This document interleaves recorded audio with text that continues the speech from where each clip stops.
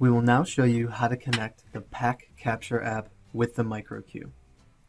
For this, we need the lab version of the PAK Capture app on our iPad and the latest firmware on the MicroQ. The correct firmware is installed by default.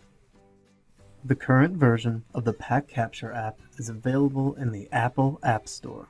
Just download it for free and you are ready to go. To switch on the MicroQ, press the power button until the two LEDs under the power button light up blue.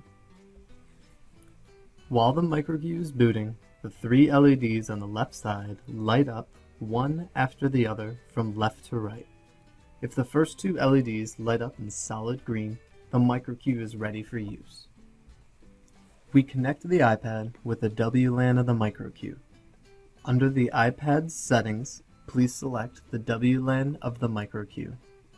The SSID of the WLAN is the serial number of the MicroQ by default, which can be found on the bottom of the MicroQ. We now open the PAK Capture app, select our MicroQ from all available devices, and log on with your desired username. The MicroQ front end appears on the start page of our app. We can now prepare our measurement.